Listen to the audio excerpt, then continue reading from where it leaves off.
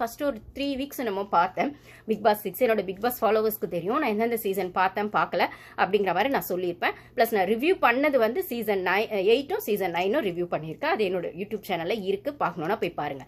ஓகேங்களா? அப்படி இருக்கும்போது சீசன் 9 வந்து சீசன் 6 வந்து நான் ஃபர்ஸ்ட் 2 வீக்ஸ் தான் பார்த்தேன். அசீமா உங்களோட அந்த ஆட்டிடியூட், அந்த டாமினேஷன், அந்த ஒரு டாக்ஸிக்கான ஒரு விஷயங்கள் அப்படிங்கிறது எனக்கு பிடிக்கல. நான் அதுக்கப்புறம் பார்க்கல.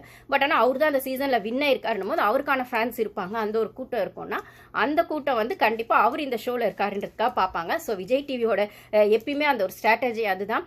யாராவது ஃபெமிலியர் பர்சனை இல்லை ஆல்ரெடி அவங்க என்ன சொல்ல நெகட்டிவாக வைரல் ஆயிருந்தா கூட வைரல் ஆயிருக்காங்கன்னா அவங்கள ஒரு ஷோவில் தூக்கி போட்டு அந்த ஷோக்கான ஹைப் ஏற்றுறது தான் விஜய் டிவியோட ஸ்ட்ராட்டஜி அப்படின்னு சொல்லும்போது இப்போ வந்து அசீமா இதுக்குள்ளே இருக்காரு அப்படின்போது அவர் என்ன அவரும் வந்து ஒரு செகண்ட் ரிலேஷன்ஷிப்பை தேடி தான் வந்திருக்காரு அப்படிங்கிற மாதிரி தான் இருக்குது.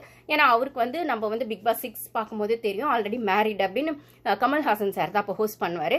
அப்போ அவர் சில விஷயங்கள்லாம் கொஞ்சம் ரெட் கார்டு விஷயம் வரைக்கும்லாம் போச்சு. அவரோட ஆட்டிடியூடு வந்து அசீமா அவர்கள் போகும்போது இந்த மாதிரிலாம் நீங்கள் பண்ணீங்கன்னா உங்கள் பையனும் இந்த ஷோவை பார்ப்பான்ல அந்த குட்டி பையனும் அவனும் அப்பா மாதிரி தானே அவனும் பண்ணுவான். ஸோ உங்கள் தப்பை நீங்கள் ரியலைஸ் பண்ணுறது தான் உங்கள் பையனுக்கு நீங்கள் வந்து ஒரு நல்ல அப்பாவாக இருக்கிறதுக்கான விஷயம் அவரே ஒரு இடத்துல அட்வைஸ் பண்ணியிருப்பாரு கமல்ஹாசன் சார்.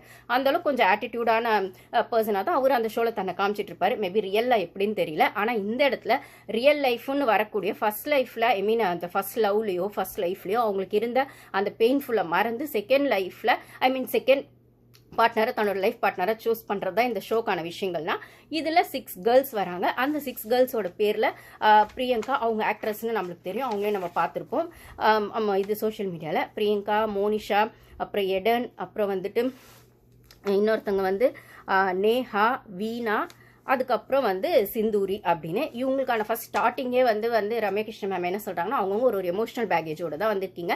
யார் யார் எந்தெந்த எமோஷனல் பேகேஜில் அஃபெக்ட் ஆயிருக்கீங்க சொல்லுங்கன்னு சொல்லும் போதே ஒருத்தர் ஒரு விதமான அந்த டாக்ஸிக் ரிலேஷன்ஷிப்குள்ளே அவங்க ஃபீல் பண்ண அந்த எக்ஸ்பீரியன்ஸை வந்து பெயின்ஃபுல்லான எக்ஸ்பீரியன்ஸை சொல்கிறாங்க. ஸோ பிரியங்கா அவங்க சொன்னது வந்து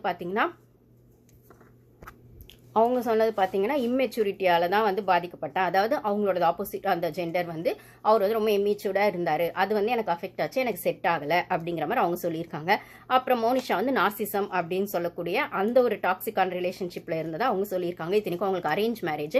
ஸோ அப்போனா அரேஞ்ச் மேரேஜாக டாக்ஸிக்காக ஃபீல் பண்ண நீங்கள் இப்போ வந்துட்டு நிஜமாக இப்போ தான் லவ் பண்ண போறீங்களா அப்படின்னு வந்து இவங்க கேட்டாங்க ரம்யகிருஷ்ணன் மேம். ஆமாம் அப்படிங்கிற மாதிரி அவங்க சொன்னாங்க. அதுக்கப்புறம் வீணா டாக்ஸிசிட்டி அவங்களும் வந்து நான் இருந்த ரிலேஷன்ஷிப்குள்ளே ஒரு ட்ரஸ்டே இல்லாமல் இருந்தது.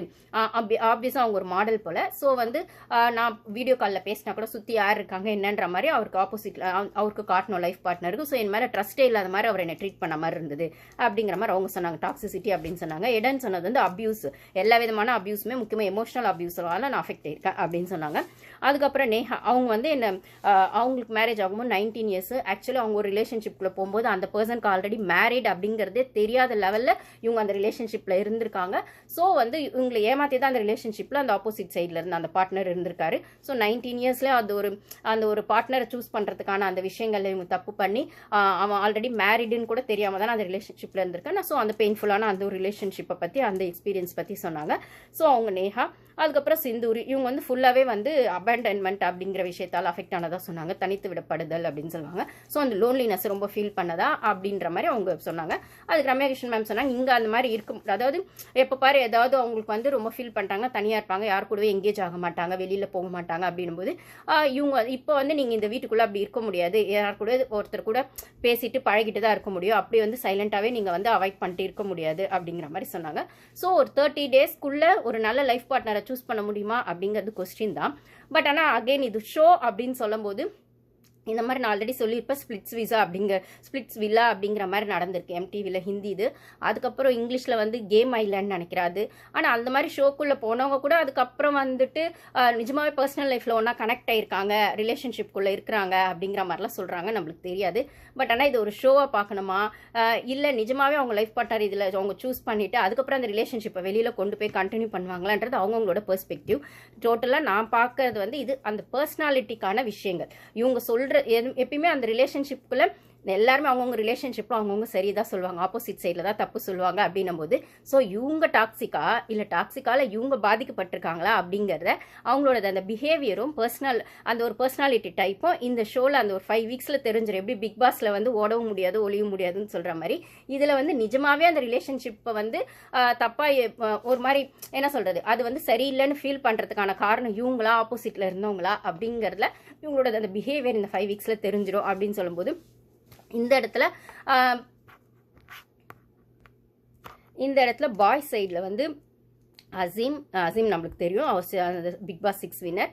அப்புறம் தேஜஸ், ராஜா, தினேஷ், விக்கே அப்படின்னு சொல்லக்கூடியவர், அப்புறம் அபித், இவங்க 6 மெம்பர்ஸ் இருக்காங்க. ஸோ இப்போ வந்து இவங்க 6 அந்த கேர்ள்ஸ் லேடிஸ் சைட்லேருந்து அவங்க எல்லாரும் ரம்யா கிருஷ்ணன் மேம் கிட்ட ஷேர் பண்ணதுக்கப்புறம் ஜென்ஸ் சைட்லேருந்து மாஸ்க் போட்டுக்கிட்டு, யாரும் ஃபேஸ் காட்டாமல் மாஸ்க் போட்டுக்கிட்டு இவங்களை கேர்ள்ஸை இம்ப்ரெஸ் பண்ணுற விதமாக, அது அப்படி தான் எனக்கு ஃபீல் ஆச்சு. உங்களுக்கு எப்படி பார்த்தவங்க எப்படி ஃபீல் ஆச்சு சொல்லுங்கள்.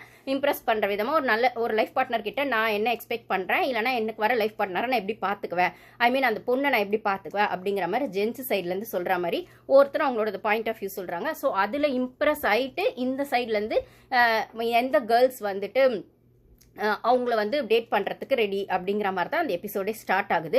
ஸோ அசீம்க்கு வந்து 2 பேர் வந்து, ஏன்னா அவர் வந்து எடுத்தோன்னே அவர் என்ன சொல்லிட்டாருன்னா டிரான்ஸ்பரண்ட், ஒரு ரிலேஷன்ஷிப்க்கு முக்கியம் வந்து ஹானஸ்ட் டிரான்ஸ்பரண்ட் கம்யூனிகேஷன் தான். ஸோ அது உண்மையாக இருந்தால் அந்த ரிலேஷன்ஷிப் கிளியராக இருக்கும்ன்றதான் என்னோட ஒப்பீனியன். ஸோ நானும் அப்படி இருப்பேன், என் லைஃப் பார்ட்னர் கிட்ட நான் எதிர்பார்க்குறேன் அப்படின்னும் போது அந்த வேர்ட்ஸை பிடிச்சிட்டு அதில் இம்ப்ரெஸ் ஆன 2 கேர்ள்ஸ் வந்து அசீம் கூட சேட் பண்ணுறதுக்கு அவங்க ஒத்துக்கிறாங்க. அதுக்கப்புறம் வந்து ராஜா கூட அவர் கூட 2 பேர் ஒத்துக்கிறாங்க. இதில் யாருமே சூஸ் பண்ணாத 2 பேர் யார் பார்த்தீங்கன்னா அபித்தும் தேஜஸையும் யாருமே சூஸ் பண்ணவே இல்லை. அதுக்கப்புறம் இப்படி அந்த மாதிரி கேர்ள்ஸ் வந்து 2 பேராக சூஸ் பண்ண அப்புறம் அவங்க கிட்ட பேசுகிறாங்க ஒரு 5 மினிட்ஸ். இப்போ ஃபர்ஸ்ட் டைம் பார்த்துட்டு மீட் பண்ணால் ஒரு பொண்ணு பார்க்கறது பையன் பார்க்கறதுன்னும் போது கொஞ்சம் நேரம் போய் பேசணும்.